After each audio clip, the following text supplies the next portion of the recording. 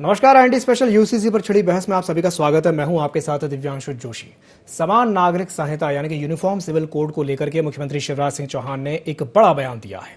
उन्होंने कहा है कि मैं देश में समान नागरिक संहिता लागू करने के पक्ष में हूं। एमपी में कॉमन सिविल कोड को लेकर के कमेटी भी बना रहे हैं। यहां सबके लिए एक ही पत्नी रखने का अधिकार हो, ऐसा उन्होंने कहा है। एक देश में दो विधान क्यों चलें, एक ही होना चाहिए। प्रदेश में शादी करके जमीन हड़पने का खेल चल रहा है। साथ ही साथ गृह एवं जेल मंत्री डॉक्टर नरोत्तम मिश्रा ने भी एक बयान दिया और उन्होंने कहा कि अब वक्त आ गया है कि इस परिकल्पना के मूर्त रूप को लिया जाए। साथ ही साथ उन्होंने पूर्व सीएम कमलनाथ से भी अपील की है। उन्होंने कहा है कि यूसीसी को लेकर के वे जनता के सामने अपना दृष्टिकोण रखें। समान नागरिक संहिता पर बीजेपी विधायक रामेश्वर शर्मा ने भी बयान दिया और उन्होंने कहा कि समान नागरिक कानून संहिता की आज जरूरत है।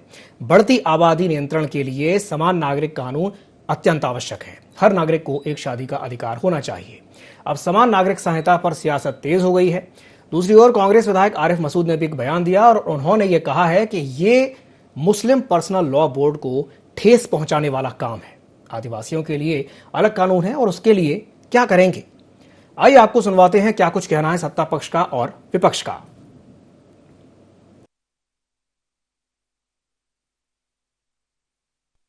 अब वक्त आ गया है जब एक विधान और एक संविधान और एक राष्ट्र के साथ में हम आगे बढ़ें। सुप्रीम कोर्ट की साहबाना जी को सुप्रीम कोर्ट से जीतने के बाद भी आपने हरा दिया था तुष्टीकरण की राजनीति के कारण से। ये तुष्टीकरण की राजनीति ने देश को बहुत नुकसान किया है। मैं तो आदरणीय कमलनाथ जी से भी निवेदन करूंगा कि उनको भी समान नागरिक संहिता पर अपनी राय को स्पष्ट रूप से जनता के सामने रखना चाहिए। पूर्ण भारतवर्ष में सभी प्रांत के मुख्यमंत्री अधिकतर इस बात के से सहमति दे रहे हैं कि समान नागरिक कानून संहिता की आज की आवश्यकता है। बढ़ती हुई आबादी की जनसंख्या के नियंत्रण के लिए समान नागरिक कानून के लिए आवश्यक है और इसलिए अब ये धंधा एक तरह से जो चल रहा था 4 बीबी 24 बच्चे वाली प्रथा अब बंद होना चाहिए। हर नागरिक को एक शादी करने का अधिकार हो, उससे 1 या 2 बच्चे हों। इस बात के लिए कांग्रेसियों से भी हम प्रार्थना करते हैं कि श्रीमती इंदिरा गांधी ने भी चीख चीख कर कहा था 2 बच्चे ही अच्छे, हम 2 हमारे 2, ये नारा इंदिरा गांधी ने लगाया था। तो समान नागरिक कानून संहिता जब लागू हो जाएगा तो मैं समझता हूं कि आबादी पर नियंत्रण भी हो जाएगा और सब नागरिकों में ये भावना पैदा हो जाएगी कि हम सब हिंदुस्तान के नागरिक हैं और हम सब पर एक कानून। केवल जुमलेबाजी और चुनावी स्टंट है, इसके अलावा और कुछ नहीं है और सत्यता से परे है, सच्चाई से बहुत दूर है। इसलिए दूर है कि मैं उनसे पूछना चाहता हूं कि ट्राइबल का जो कानून है उसके लिए क्या करेंगे। ट्राइबल का अलग कानून है। नॉर्थ ईस्ट में जो अलग कानून चल रहा है उसका क्या करेंगे। ऐसे बहुत सारे रिलीजियस के कानून है जो सबके अलग अलग हैं। तो उसके चलते किस तरह का कॉमन सिविल बनाना चाहते हैं, ये केवल एक भ्रम है और मुस्लिम पर्सनल लॉ को एक ठेस पहुंचाने वाला काम है। केवल एक भ्रमित करना ताकि एक मुस्लिम पर्सनल लॉ का नाम हाईलाइट करके जो महंगाई, जो भ्रष्टाचार, जो खुद की गलत नीतियां, उससे मतदाता का दिमाग हटाकर ध्रुवीकरण कर चुनाव जीतने का एक स्टैंड है।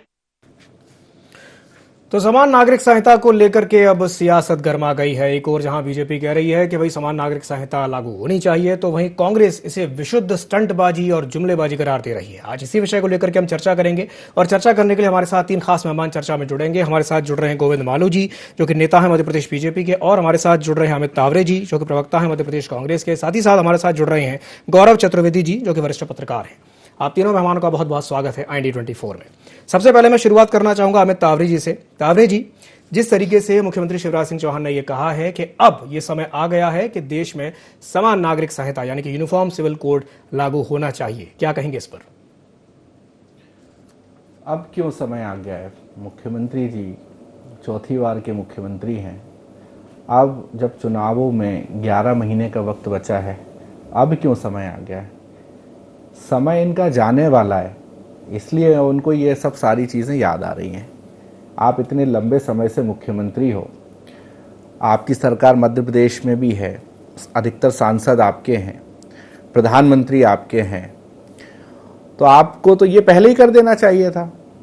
इसमें तो जहाँ तक मेरी जानकारी के अनुसार, सही है या गलत, आप ये जो कानून है ये तो अलग अलग प्रदेशों में भी लागू हो सकता है मेरी समझ के अनुसार, तो इसको लागू कर देना चाहिए इनको।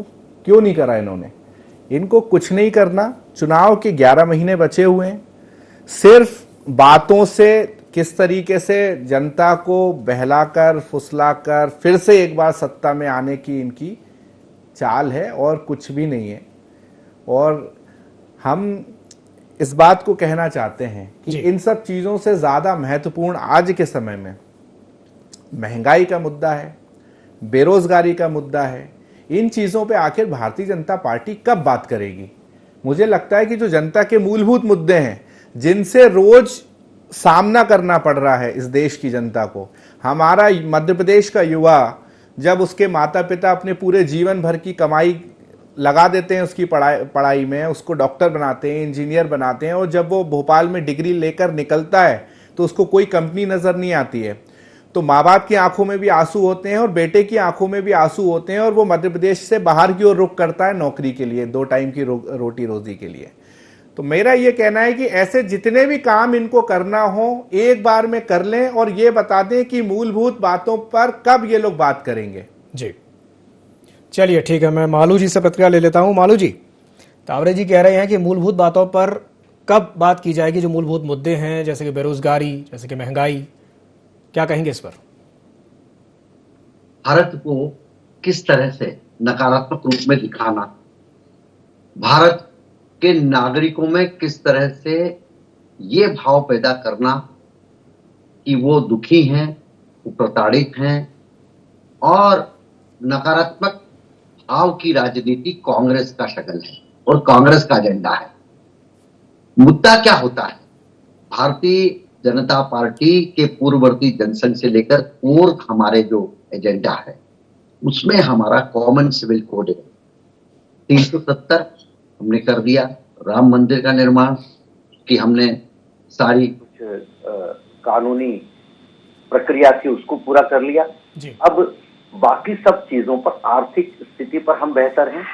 हम जब सरकार 2014 में नरेंद्र मोदी जी ने संभाली थी तब अंतिम 5 की पादान में था देश विश्व में, और आज पहले 5 के आर्थिक समृद्धि के युग में हम प्रवेश कर रहे हैं, पहले 5 विश्व के 5 देशों में।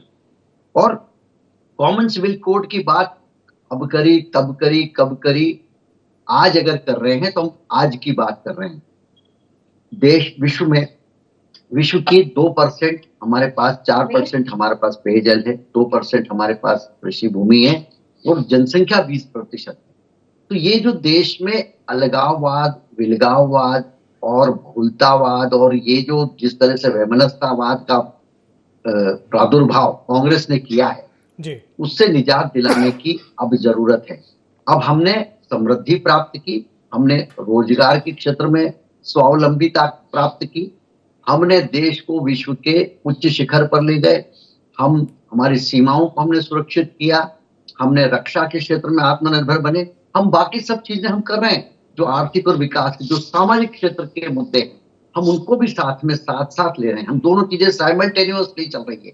और अब ये बेरोजगारी की, महंगाई की, इस पर तो भाई निबंध लिखे जाते थे इंदिरा गांधी के जमाने में, नेहरू जी के जमाने में लाल गेहूं खाने को मिलते थे। अपनी बात करें, हमने तो डिबेट भी की है उस पर कॉलेज के टाइम, और निबंध भी लिखे हैं। अब कौन से निबंध लिखे जा रहे हैं, कौन से गीत बन रहे हैं? महंगाई मार गई। अब तो ये केवल कांग्रेस का शिकूफा है। कांग्रेस केवल पराभव की राजनीति करती है, गुलामी की राजनीति करती है, उनको मनोबल तोड़ने की राजनीति करती है। लोगों के, जनता के मनोबल को और उनके स्तर को ऊंचा उठाने की कोई बात ये लोग नहीं कहते हैं। इनसे अगर सहमत होती जनता तो कई सारे चुनाव हो गए, उसमें जिताती। इनको ये मुद्दे ले जा रहे हैं, ये इनके जो जहन में मुद्दे हैं, इनके जो फोकस में, इनकी जो आईने में जो मुद्दे, इनके जो ऐनक में जो मुद्दे हैं, उनको ये दुनिया का मुद्दा समझते हैं। वास्तव में तो ये कांग्रेस की अंदरूनी जो उठापटक है उससे निजात दिलाने के लिए, उससे भ्रम पैदा करने के लिए ये लोग इस तरह की बातें करते हैं। आज देश समर्थ, सक्षम और समर्थ भारत हुआ है। गरीबी हटाओ इन्होंने कहा, क्या किया इन्होंने? ठीक है गोविंद जी, सुनहरे कल की ओर बढ़ रहे हैं, चलिए ठीक है, अंधकार के। इसलिए हम समान, मैं तो इनसे ही पूछ रहा हूँ कि क्या कॉमन सिविल कोड पर कांग्रेस का रुख क्या है? ठीक है, 370 पर कांग्रेस का रुख क्या है? लव जिहाद पर कांग्रेस का रुख क्या है? ठीक है गोविंद जी, तीन तलाक गोविंद पर जी, कांग्रेस का रुख जी, क्या जी, है? बिल्कुल, बिल्कुल, बिल्कुल, ISIS हम पर कांग्रेस का रुख क्या है? जी, जी, देश प्रतिक्रिया की लेंगे, सीमाओं की बिल्कुल सुरक्षा लेंगे। पर कांग्रेस का रुख क्या है? जी, ये बताएं जनता को। चलिए ठीक है गोविंद जी, आप तीनों मेहमान हमारे साथ जुड़े रहिए। तो आज हम चर्चा कर रहे हैं मुख्यमंत्री शिवराज सिंह चौहान के उस बड़े बयान के ऊपर जिसमें उन्होंने कहा है कि देश में समान नागरिक संहिता लागू होनी चाहिए। चलिए चर्चा को आगे बढ़ाते हैं। चर्चा में हमारे साथ हमारे मेहमान भी जुड़े हुए हैं। मैं रुक करना चाहूंगा गौरव चतुर्वेदी जी का। गौरव जी हमारे साथ जुड़े हुए हैं। गौरव जी, जिस तरीके से हमने ये देखा कि मुख्यमंत्री शिवराज सिंह चौहान ने ये बड़ी बात कह दी उन्होंने मंच से कि देश में समान नागरिक संहिता लागू होनी चाहिए, तो वहीं दूसरी ओर कांग्रेस का कहना यह है कि मुद्दों से ध्यान भटकाने के लिए और भरमाने के लिए इस तरह की बयानबाजी की जा रही है, शिगूफेबाजी की जा रही है। आप इसे कैसे देखते हैं और क्या कहेंगे इस पर? नहीं, समान नागरिकता कानून होना चाहिए, इसमें कोई बुराई नहीं है जी, लेकिन इस कानून को कैसे लागू किया जाना चाहिए, सबसे बड़ी बात यह है कि उसका क्या तरीका होगा। जब आप यह सार्वजनिक तौर पर और मंचों से ये कहते हैं कि 4 बीबी और 24 बच्चे नहीं चलेंगे, जी, आप एक बीबी ही रख सकते हैं, और जब टारगेट किया जाता है किसी धर्म विशेष को, तो ये एक राजनीतिक मुद्दा बन जाता है और जो राष्ट्र की भावना है वो बहुत पीछे चली जाती है। समान नागरिकता कानून में सिर्फ 4 बीबी और 24 बच्चे की बात नहीं है या 2 बीवियों की बात नहीं है। समान नागरिकता कानून में व्यक्तिगत स्तर पर जाकर आपको सुधार करना पड़ेगा। संपत्ति के अधिग्रहण और संचालन का अधिकार दिए जाने संबंधी कार्य भी करना पड़ेगा। आपको विवाह, तलाक और गोद लेने की प्रक्रिया के कानून में भी सुधार करना होगा। लेकिन इस पूरे कानून की एकजाई बात नहीं करते हैं, चाहे मालू जी बात करें या रामेश्वर शर्मा जी करें या अमित तावरे जी करें। तुष्टीकरण हमेशा से गलत रहा है, चाहे मुस्लिम तुष्टीकरण रहा हो चाहे हिंदू तुष्टीकरण रहा हो। आप उसके जो देश के लिए कानून जरूरी है उस कानून को बनाइए, लेकिन कम से कम उस पर धार्मिक विभेद करने का प्रयास ना करें, जिससे कई बार शांति भंग होती है और देश का विकास भी अवरुद्ध होता है। जी, चलिए ठीक है, शांति भी भंग होती है और देश का विकास भी अवरुद्ध होता है। मैं वापस एक बार रुक करना चाहूंगा अमित तावरे जी का। तावरे जी, आपने भी बात सुनी गौरव चतुर्वेदी जी की और वो यही बात कह रहे हैं कि जिस तरीके से इम्प्लीमेंटेशन की बात आई है और जिस तरीके से सार्वजनिक मंच से ये कहना कि भाई अब सिर्फ 4 बीवी और 24 बच्चे नहीं चलेंगे, तो कहीं ना कहीं इससे ये समझ में आ रहा है कि एक धर्म विशेष को टारगेट किया जा रहा है। आप इसे कैसे देखते हैं, क्या कहेंगे इस पर? देखिए, कहने वाली और समझने वाली इसमें कोई बात ही नहीं बची है। जिस पार्टी का राजनीतिक अस्तित्व ही किसी एक विशेष वर्ग को कोस कोस कर बना हो, तो उनसे आप कोई अच्छी उम्मीद कर नहीं सकते। मालू साहब बैठे हैं, वरिष्ठ नेता हैं हमारे और हमारे आदरणीय, वो कह रहे थे अभी राम मंदिर का हमने कर लिया। भाई, हम तो ये समझते थे कि राम मंदिर पे जो है कोर्ट का फैसला आया और इस देश के सभी वर्गों ने, सभी धर्मों ने उसका स्वागत करा। जी, आप देखिए चैनल पर बैठकर वो इसका क्रेज ले रहे हैं। तो ये लोग सिर्फ धर्म के नाम पर राजनीति करने वाले लोग हैं और ये पूछ रहे हैं हमसे कि हमारा स्टैंड क्या है। अरे, हम ऐसे मुख्यमंत्री की बात का क्या जवाब दें और क्यों जवाब दें? लिखित में क्या काम हुआ है अभी बताइए? मंच से कहा है ना, मंच से तो वो सपनों के सौदागर हैं, बहुत सारे सपने दिखाते हैं। अभी भोपाल मेट्रो का काम पूरा हुआ नहीं है, परसों वो सीहोर गए थे, सीहोर में घोषणा करके आ गए वो कि सीहोर में ही मेट्रो की घोषणा करता हूं मैं। तो भाई, कुछ लिखित में आए। चुनाव में 11 महीने बचे हैं, कब करेंगे, क्या करेंगे, कब घोषणा होगी, आप बता सकते हो क्या मालू जी? मुझे एग्जैक्ट डेट बताओ आप कि इस दिन बन जाएगा। तो सिर्फ हम ऐसे, अरे आप लोग कहते थे, शांत तो रहो आप, थोड़ा शांत रहो आप, सम्मानियों बड़े हो, बीच में मत टोको यार। मालू जी, मैं आपको समझ लूंगा, राम मंदिर का बिल्कुल क्रेज मत लो आप, मैं आपको समझ लूंगा बोलने का, उसको बात तो पूरी करने दीजिए। देश के सभी वर्गों, सभी धर्मों ने इसका स्वागत किया। आपका आपने क्या करके दिखाया? क्या किया आप लोगों ने? आप लोगों ने राम मंदिर पे चंदा खाया, के अनुरूप करें। आपने राम मंदिर के नाम पे चंदा खाया। आपके देश में इतने बड़े बड़े कार्यालय कहां से बने? ऑडिट होता है क्या? कहां से ये सब बड़ी बड़ी रैलियां हो रही है? कहां से आपका करोड़ों का ऑफिस बन रहा है? कहां से? 2024 में बन गया, बन जाएगा वो। गोविंद जी, एक बात बताइए, और आपके लोगों ने भी उसमें योगदान दिया है।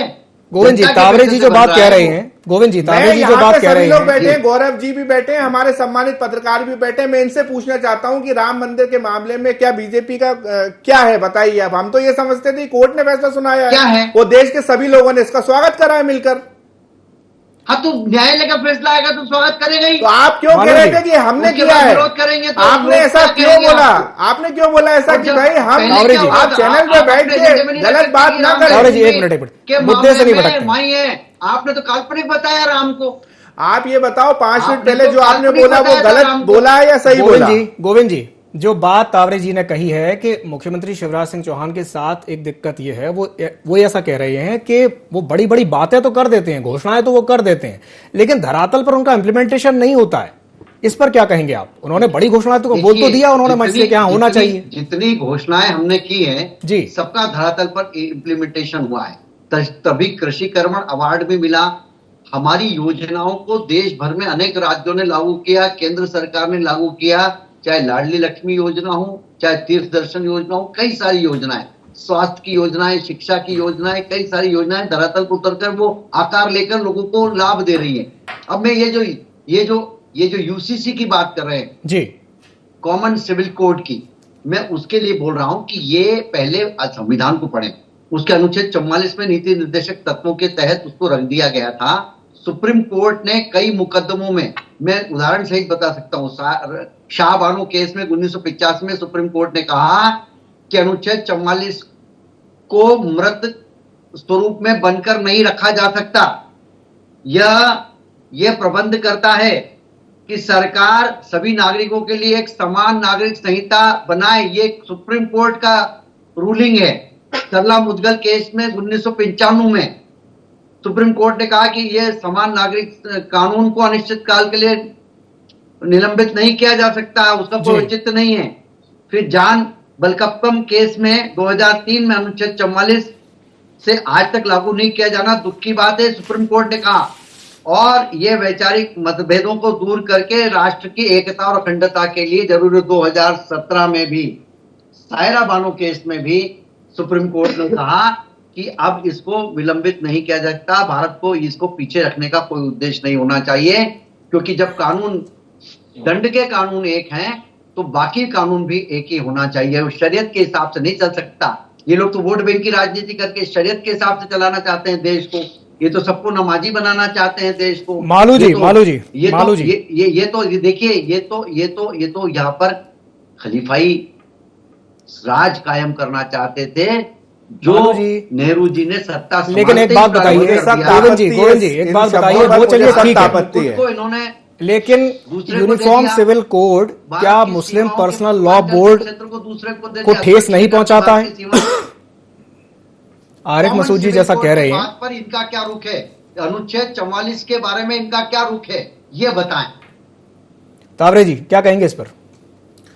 अरे आप ये बताइए, जो सुप्रीम कोर्ट की रूलिंग को आप क्यों सुनते ही नहीं हो? आप घबराहट इतनी है आप लोगों में, सुनते ही नहीं हो आप। 2017-2003 आप लोग इतने घबराए हुए रहते हो, इतने डरे हुए रहते हो, सुनते ही नहीं हो आप। घबराए हुए तो कांग्रेस है जो आपकी घबरा रही है। इतनी बड़ी घबराहट है कि सत्ता में रहने के बाद भी विपक्षियों से सवाल पूछते हो और सवाल का आंसर जब देते हैं तो आप बीच में बोलने लगते हो। कारनामे थे जो चारों चुनी हुई सरकारों को बर्खास्त कर दिया था आप लोगों ने। क्यों? क्योंकि बाबरी ढांचा ध्वस्त हो गया और देश में हाहाकार मचा दिया आपने, दंगे करवा दिया आपने। एक दंगा, एक पिन्नी गिरी गई राम जन्मभूमि पर, न्यास बना, कोई पिन्नी गिरी, लोगों ने स्वागत किया इसका। चलिए ठीक है गोविंद जी, मैं तुष्टीकरण की राजनीति कब बंद करेंगे ये बताइए आप। चलिए ठीक है, मैं प्रतिक्रिया लूंगा, लेकिन उससे पहले मैं एक सवाल गौरव चतुर्वेदी जी से कर लेता हूं। गौरव जी, जिस तरीके से हमने ये देखा कि आरिफ मसूद जी का कहना यह है कि समान नागरिक संहिता मुस्लिम पर्सनल लॉ बोर्ड को ठेस पहुंचाने वाला है। सिर्फ मुस्लिम पर्सनल लॉ बोर्ड की यहां पर बात नहीं है, ईसाइयों के भी अपने नियम कायदे कानून है, पारसियों के भी हैं। तो क्या ये कहा जाए कि समान नागरिक संहिता लागू करना अब इतना आसान नहीं है? ये बड़ी टेढ़ी खीर है, कैसे होगा ये लागू, बताइए। नहीं, देखिए, समान नागरिक संहिता को लागू करना कोई बहुत कठिन बात नहीं है, बहुत आसान है। सभी धर्म और सभी वर्ग के लोगों को बिठाकर उनके साथ बात की जाए और उनके जो सुझाव हो उसके आधार पर एक नया कानून बनाया जाए, उसमें कोई बुराई नहीं। दूसरी बात, इस देश में सिर्फ एक ही प्रकरण को अगर छोड़ दिया जाए, शाहबानो प्रकरण को, जी, उसको अगर छोड़ दिया जाए तो बाकी समय भी विभिन्न महिला आंदोलनों के चलते समान नागरिकता कानून में संशोधन किए जाते रहे, महिलाओं को अधिकार दिए जाने को लेकर के, तो इसमें कोई बुराई नहीं है, इसे करना चाहिए। लेकिन बात फिर वापस वही लौट कर आती है कि एक पार्टी मुस्लिम तुष्टीकरण के लिए जुड़ जाती है, दूसरी पार्टी हिंदू तुष्टीकरण के लिए जुड़ जाती है। वोट बैंक की राजनीति को सबसे पहले त्यागिए और उसके बाद जो वाकई में जरूरी है इस देश की महिलाओं के लिए, पुरुषों के लिए, बच्चों के लिए, उस कानून को आप बनाइए, उसमें कोई बुराई नहीं। जैसे मैं आपको एक उदाहरण के तौर पर एक बात बता रहा हूं कि 2 दिन पहले मैं लोक शिक्षण आयुक्त के कार्यालय गया था। मुख्यमंत्री इन दिनों सीएम राइज स्कूल की योजना को लेकर के बहुत ज्यादा काम कर रहे हैं जी। अब आपको इसकी सबसे बड़ी विसंगति बता रहा हूं कि मध्य प्रदेश की जिस शिक्षा के स्तर को आप खराब सुधारने की कोशिश कर रहे हैं, उस जगह पर जो आयुक्त का पद है, पिछले 15-16 सालों में 33 आयुक्त नियुक्त किए गए, जिनमें से बमुश्किल 7 ने 1 साल का कार्यकाल पूरा किया है। बाकी 27-28 जो निकले हैं वो 3 महीने, 4 महीने, 2 महीने में अपना तबादला वहां से कराकर चले गए। आखिर क्यों? क्योंकि सरकार उस जगह पर उस तरीके से ध्यान नहीं दे पाई कि क्या जरूरी है। तो इस व्यवस्था को ठीक करते आप तो आपको सीएम राइज स्कूल की जरूरत नहीं पड़ती।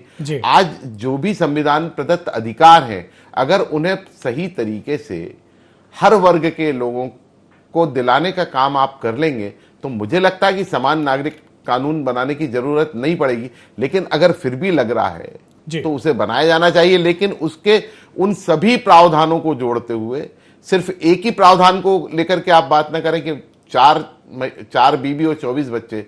इस बात को हटाकर आप पूरा कानून बनाएं और सभी वर्गों के लिए, चाहे उसमें फिर आदिवासी हो, पारसी हो, क्रिश्चियन हो, कोई बुराई नहीं होगी। ठीक है गौरव जी। चलिए तावरे जी, मैं आपसे आपकी अंतिम प्रतिक्रिया चाहूंगा क्योंकि समय की हमारे पास कमी है, क्या कहेंगे?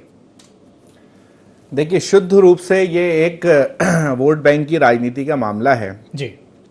जिस तरीके से रामेश्वर शर्मा जी ने बयान दिया, जिस तरीके से मालू साहब अभी बोल रहे थे, इसलिए राजनीति है इसमें। क्योंकि आप देखिए कि 2014 की हम बात करें या अभी मध्य प्रदेश में भारतीय जनता पार्टी की सरकार है, आप लोगों ने देखा होगा कि इनको जब भी कोई बिल लाना होता है, कोई भी संशोधन है, तो ये कितनी बार विपक्ष का कॉन्फिडेंस में लाके ये सब काम करते हैं।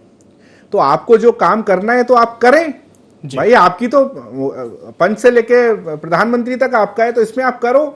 कौन रोक रहा है आपको? आप करिए ना। घोषणा करने से क्या होता है? मैं तो युवा होने के नाते इस बात को पूछना चाहता हूं कि मुख्यमंत्री जी ने 15 अगस्त को एक घोषणा करी थी कि मध्य प्रदेश में हम हर साल 1 लाख नौकरियां देंगे।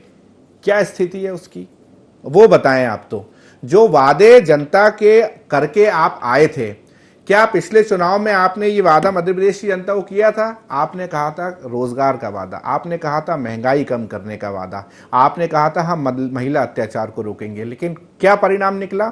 आज भी मध्य प्रदेश प्रथम 5 पर है महिला अत्याचार में, बेरोजगारी में, किसान आत्महत्या के मामले में, आदिवासी अत्याचार के मामले में।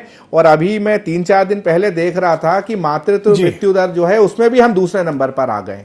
तो ये बहुत सारे ऐसे मुद्दे हैं जिन पे आप काम कर सकते हो, लेकिन जिन पे आपको काम नहीं करना, आप उनकी बातें करते रहते हो। चलिए ठीक है तावरे जी, आप तीनों मेहमानों का हमारे साथ जुड़ने के लिए बहुत बहुत धन्यवाद। तो मुख्यमंत्री शिवराज सिंह चौहान ने एक बड़ी बात बोल करके एक नई बहस को जन्म दे दिया है, जहां उन्होंने कहा है कि वो ये चाहते हैं कि अब देश में समान नागरिक संहिता लागू होनी चाहिए। तो वहीं कांग्रेस ने इसे विशुद्ध स्टंटबाजी बताया है, चुनावी शगुफेबाजी बताया है। अब देखने वाली बात यह होगी कि चुनावी साल में क्या वाकई में समान नागरिक संहिता लागू हो पाएगी या ये सिर्फ एक चुनावी शगुफा बन करके रह जाएगा। तो एनडी स्पेशल में फिलहाल के लिए इतना ही। मुझे दीजिए इजाजत और आप बनी रहिए एनडी 24 के साथ। नमस्कार।